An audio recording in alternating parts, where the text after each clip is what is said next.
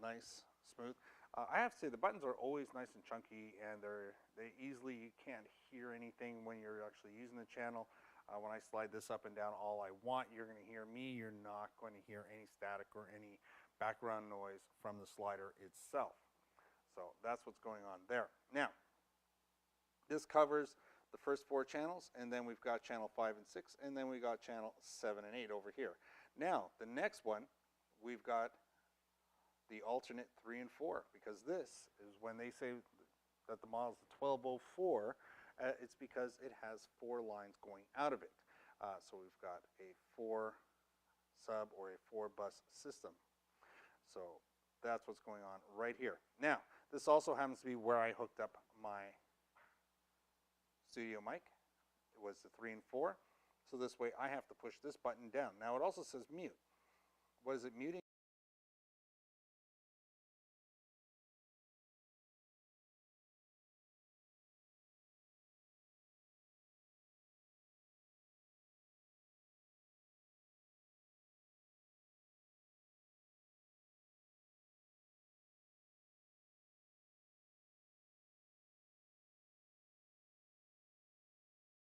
It's muting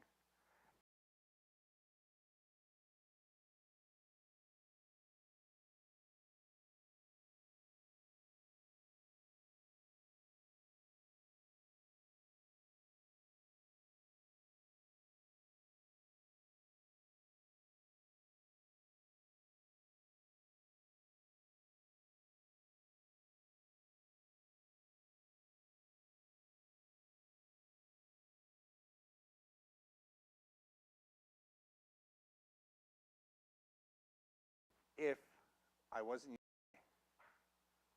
studio mic. It was the 3 and 4. So this way I have to push this button down. Now it also says mute. What is it muting? It's muting if I wasn't using this channel and I'm trying to drive it up on this channel here. So that's what's going on. So this right now is running on 3 and 4 instead of on the main. Now we also have headphone input, which is what's going on up here in this little cluster. There's 3 buttons located next to the headphones, and that's because this machine does a lot of things.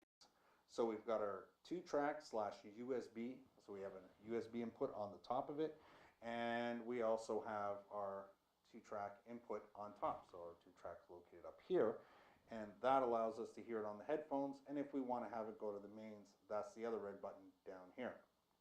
Now, for the headphone option, you have 3, and that allows us USB input on the top of it, and we also have our 2-track input on top. So our 2-track's located up here, and that allows us to hear it on the headphones. And if we want to have it go to the mains, that's the other red button down here.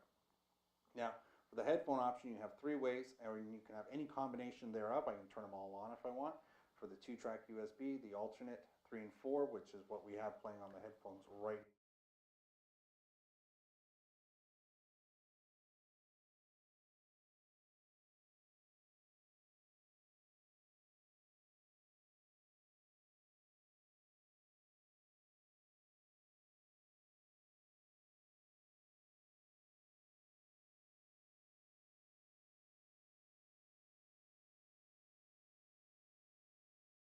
now, and the main mix out. So you can be selective of what you want to listen to on the headphones. So back to the first channel, and we're going to have a full look at what these 2 knobs right here do, the red ones and the blue.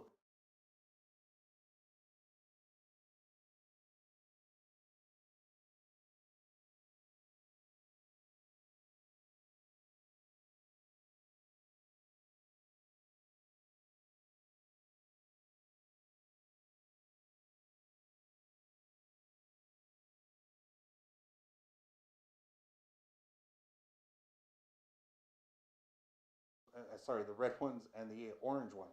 Now they do that to really help designate what we've plugged into. Again, it's all to make it convenient at a glance. So when you're looking at the mixer and it's all played and switched and everything's up and the knobs are turned, it's just easier to see. So if we look at the actual mixer and we go, well, what are these knobs going to do for me? Well, if I have also purchased two of the FX 2000s, let's say, or the Mix 800, or the any of the other processors, and you can have something else. It allows you to plug into the top of the board. Now, on top, we see a whole nother grouping of input jacks right up on top. So I'm going to unplug the headphones temporarily. And what we have here are 6 plugs. Now, these 4 are grouped as, and they're called stereo auxiliary return. So they're in, there's sound coming in. The ones beside it are the AUX or auxiliary sends. So they're going to take what's coming out of the board. So from this particular channel, by me turning up number 1, it's going to send out the signal to here.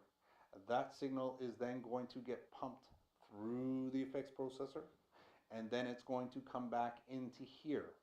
Now, if I wanted to repeat that for a second processor, so I want to have 2 different effects on 2 different mics, well, then I can go on my next mic, turn up the orange knob, and use the channel 2, the auxiliary send. So I'm going to take from here, go to my effects, and then come back here. And that's what's going to happen right there. That's how we use an external effects board. Out and back in again, and then that leaves us right into the actual system, right back into the line, just loops right in there. So that's a nice way to get all the effects on 1 and 2, and that's what these knobs are going to do. You can layer it if you really want to send it through again. Now, to give you more detail, to make it even better, they add a whole nother set of red and orange knobs over here. We've got the auxiliary send option. This is going to control the output of the 2, and then the auxiliary return. This is going to control how much input of the 2 we're going to have. And then on top of that, they say this can be the option either for the main or for the alternative 3 and 4, just by pushing that button. So that's what's going on there. So we've got controls for the channel 1 on this side, and then we've got controls for channel 2, and then we also have auxiliary send options right here as well. So it allows me to control how much the sound is going to go out and how much is going to come in. So I can send it out here, bring it back lower here, or vice versa. And people ask, you know, how should I adjust it? Well, play around with it, start in the middle, and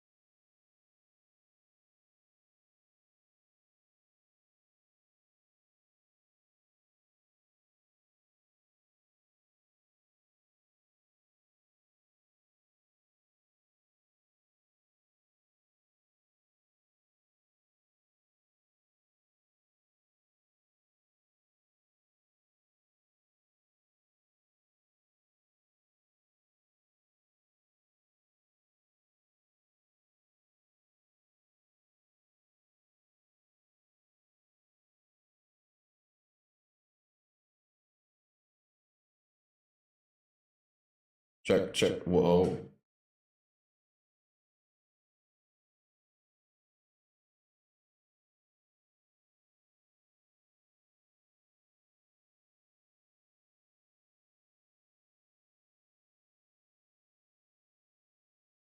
You're telling me I gotta hit that button for this to work? What do that? Still going through. Hey, man. You're telling me I gotta hit that button for this to work? Yeah. Still going through. Hey, man. You're telling me I gotta hit that button for this to work?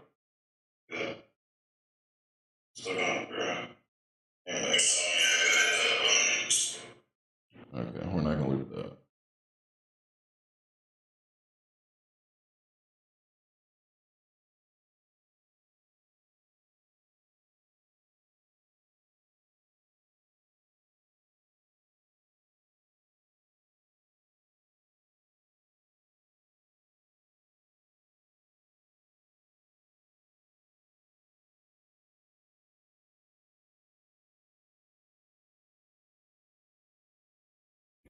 We should still have audio, right? Audio check.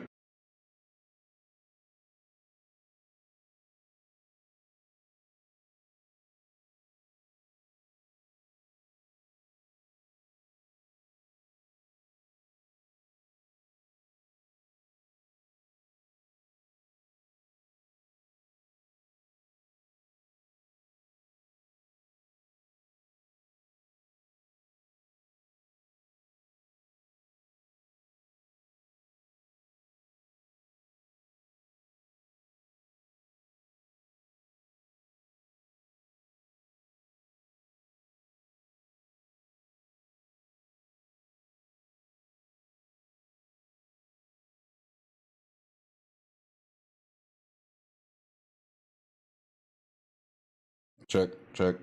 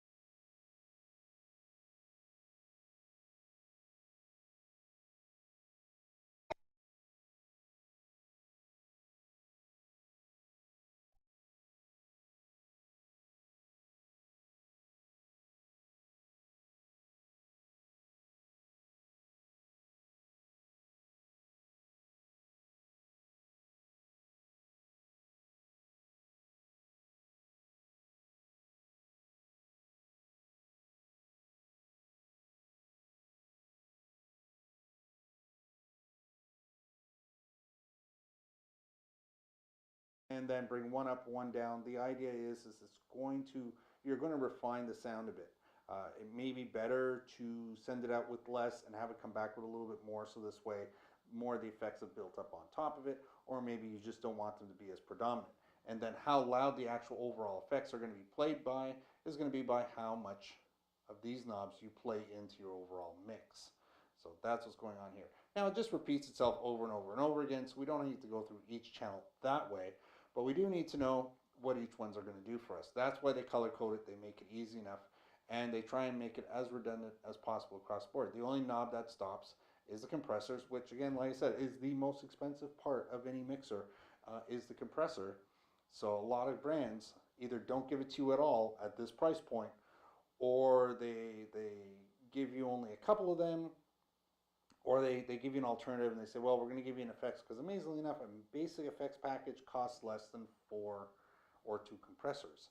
So to have this, again, as a musician, as an artist, as maybe even a podcaster, if you want to have, if you're a loud group of people and you want to have some control over that, this is a good way to do all of that.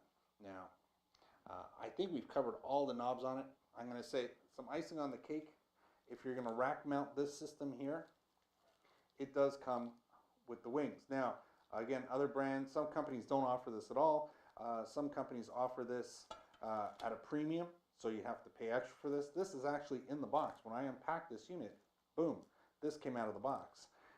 So that's real nice, something that was unboxed with the unit. I use a regular power cord, no worries there. On the back side, we've got XLR, so if I take it off of here, we've got ourselves XLR connections for our main outs. We've got 1/4 inch for our alternative 3 and 4, and our control room is also 1/4 inch. Switches for both the phantom power and the main power on the back, so you can actually turn the mixing board off. And for everybody who always asks, we're going to turn this up here, and we're going to turn off my set here, so this way we can now talk about what everybody gets dazzled at this point. What I've been displaying this on, because you've probably watched a dozen PS55, we'll have the link down below. I really like it. We're going to be bringing in the actual effects process so we can show how this works with that. That'll be another video.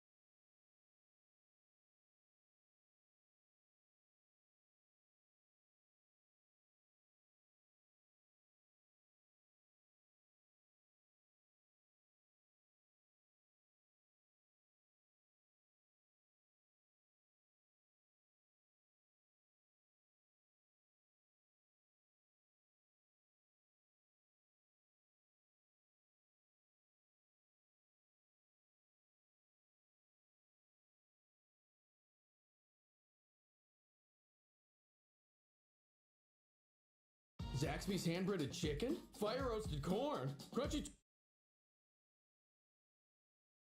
Today I was going to go over one of the features on the Behringer Zenith X1204 USB mixer, and I've gotten a lot of questions about the 2-track connections, and a lot of people, it doesn't work for them depending on how they set it up. So I was going to try to clarify and maybe hopefully explain some of what goes on when you connect things to these particular connections. So to start with, we have to kind of think about what the purpose of these are. So, or the purpose of these is. So these are RCA type connections. So the 2-track is meant to have input, unbalanced input from another unbalanced source. So like, let's say your CD player or your tape player, you can put input here. And if it's a recorder, you can put the input from the recorder here and connect the output to the recorder, so that if you record something, then you can play it back and listen to it. There's 2 ways that you can listen to it. You can listen to it through your headphones, or you can listen to it through your main mix. If you're going to listen to it through your main mix, so in order for any input here to be heard through the main output, so that you can hear it on your speakers, if you have it set up to an amplifier or amplified speakers, you have to press this button to select that source. Okay, if you don't press that button, you're not going to hear it. The other thing with this is that this is meant to record and play back. So normally, theoretically, you're not going to play what you recorded back and record it at the same time. So there's where the problem comes for a lot of people.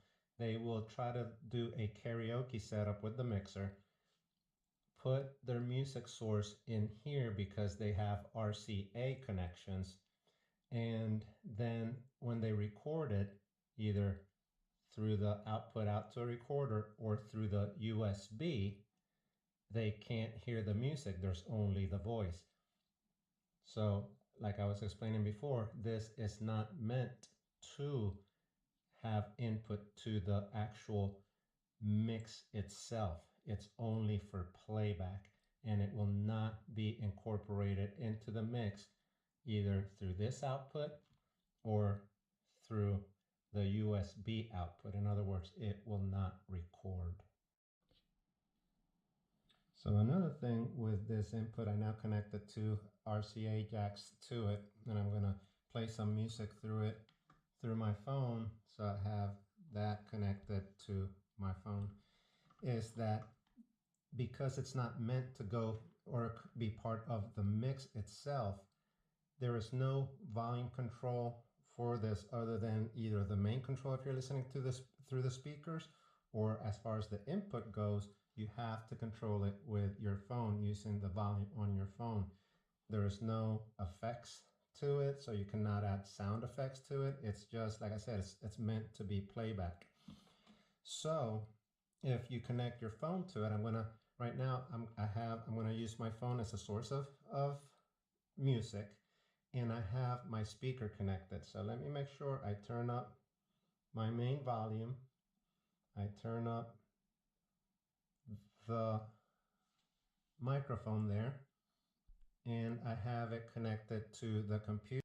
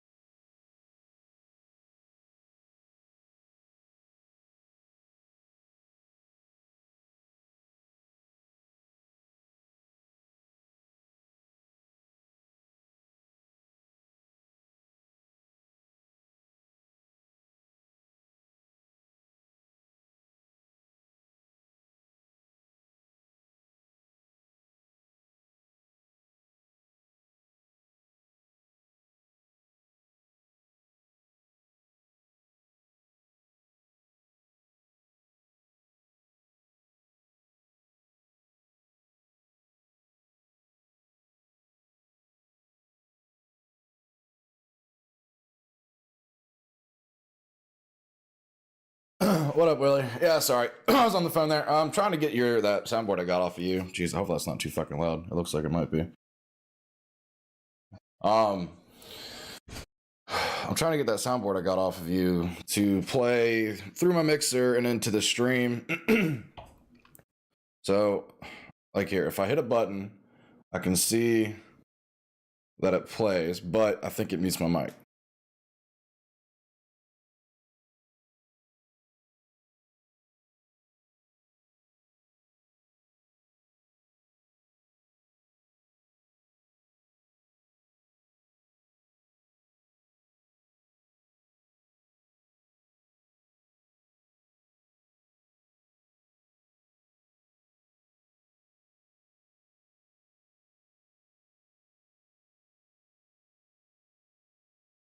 Yeah, so as you can see, I don't understand.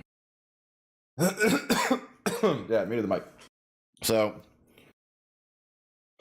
but what's weird is even though it mutes the mic, I still don't hear the audio that's coming out of the soundboard I got off you. I can see audio levels jumping up and peaking on the main mixer when I play it, but nothing's actually coming out. I'm trying to figure it. Sorry. I'm trying to figure it out. I don't understand what's going on. I don't know why. I don't know. I have it set to main mix. Maybe because I have this set. How does we do that? Can we still hear me? Check. Yeah, we can still hear that, but I don't know how to hit that. Nothing plays. Up.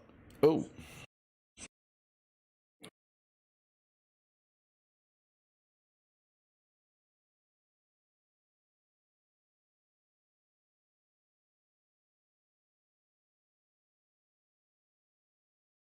I don't know what the fuck I'm doing. I don't know what I'm doing wrong. So I got it hooked into input, track input on the soundboard. Oh man. The poop.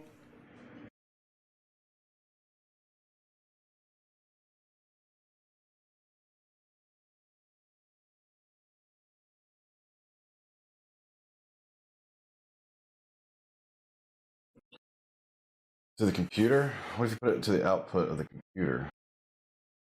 Huh.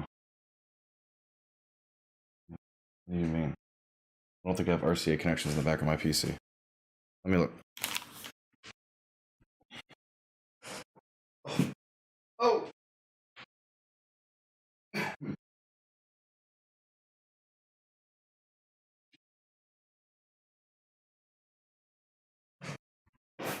That still wouldn't make sense though, because I'm trying to use just one audio source, which being the mixer. I don't understand why this soundboard can't go through the mixer and just include it. It's basically like running another line or an instrument to it. I don't know. Is there an output? Yeah, I mean there is. But when I see, okay, I'll switch it over to output. But when I do this and hit that button, nothing plays. All right. So here, I'll hit this button, see if it gets any kind of input into the mixer.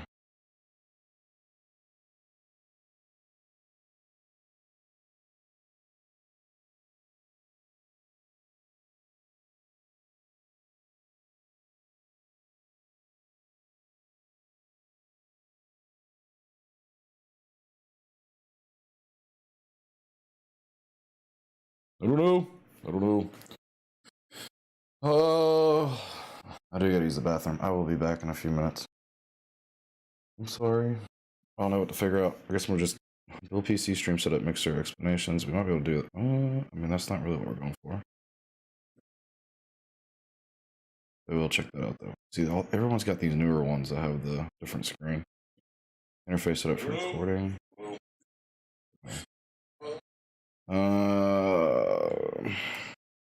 See, I've watched this video, but she uses like a Yamaha something or another, and I don't understand. It doesn't make sense what she does. I guess it would be an audio interface versus mixer with USB. That does better. Mix up Behringer with effects. Not worried about effects. We're not running an effects pedal. E2 and podcast. Yeah, that's weird. That is weird. I don't know. Voice canceling function. Interesting. You gonna be on for a while? I don't know, Gabe. He just texted me. I'm talking to him like he's watching the stream or something. Maybe. Yeah, trying to figure out this soundboard. Help me.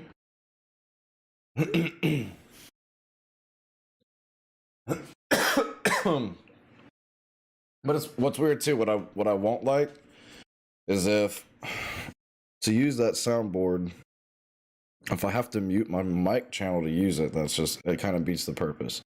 So I got to reach up, hit one button which will mute me, hit the other button to play the noise, and then come back and unmute me, which is very weird. I could do everything. I could just skip over my audio interface and just go straight out of this monocaster, but I do like the microphone that I have better, and it's phantom powered, and I can equalize everything through it. That's kind of the idea, was to be able to run the soundboard through the Behringer. That way I can EQ everything and balance everything, and everything will sound good and clean and crisp and clear. And I just don't understand why this wouldn't work as an input to output. Like, it obviously reads it. It's just not playing anything out. I don't know why. Like, would it be on a different channel? Yeah. British. Let's see if the audio interface.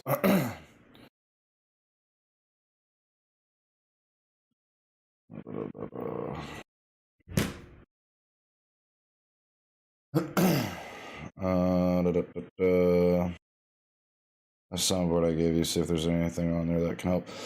Yeah, I've watched a few of those tutorials already. I'll give this one a watch as well, just to check back over. But I don't think it's the soundboard itself that I got from you that's the issue. Oh, son of a bitch. Hold on.